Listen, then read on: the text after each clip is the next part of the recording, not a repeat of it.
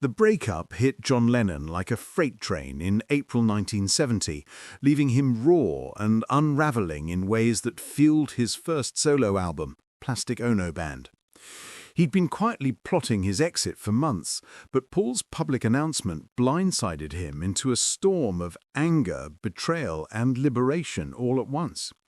In the immediate aftermath, Lennon poured those emotions into primal screams on record and jagged interviews, stripping away the Beatles myth to confront his own buried pain. Lennon's fury burned hottest toward Paul McCartney, whom he saw as the architect of the split. In a raw December 1970 Rolling Stone interview, he confessed the divorce felt like a gut punch, admitting he'd lashed out from deep hurt rather than pure malice. It was scary after being with people for 10 years, suddenly to be out on your own, he said, revealing a vulnerability masked by resentment. He'd secretly hoped Paul would fight to keep the band alive, but felt abandoned instead. This anger wasn't just personal.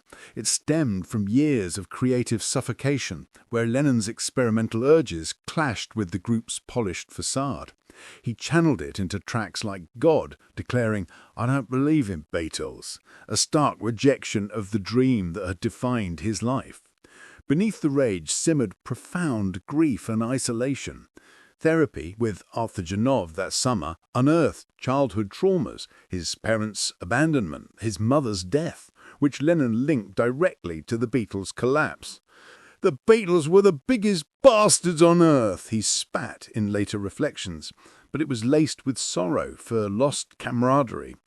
He felt unmoored, describing the post-breakup haze as a trauma of divorce, where fame's illusions crumbled, leaving him to face the reality of his fractured self.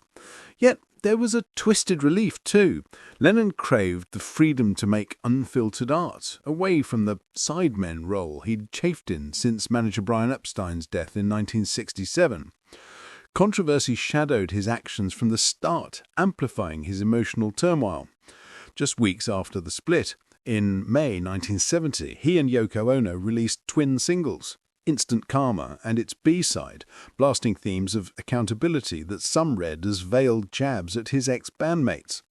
But the real firestorm came with Plastic Ono Band in December, where lyrics like "The Dream is Over" in God and expletive-laced rants in Working Class Hero shocked fans and censors alike.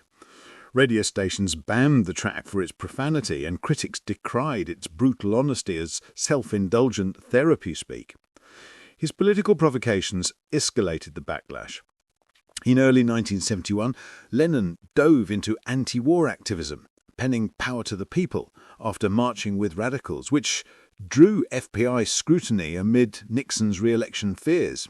The agency surveilled him, citing his influence on youth voters as a threat, and the INS moved to deport him over a 1968 cannabis conviction, verified in declassified files showing memos from Senator Strom Thurmond urging his ouster to silence anti-war concerts. Lennon fired back in interviews, calling out hypocrites and even mocking President Nixon, turning personal pain into public defiance that isolated him further from mainstream America. Even his private life stirred scandal. Reports swirled of a drug-fueled orgy with Ono at her Montreal hotel, falsely amplified by tabloids like The Daily Sketch in 1970, but verified tensions peaked during his Lost Weekend prelude, where heroin use with Ono numbed the breakup's sting, later admitted as a crutch against relentless media attacks. These moves weren't calculated rebellion. They were Lennon's messy way of screaming through the chaos, blending vulnerability with volatility in a post-Beatles world that demanded reinvention.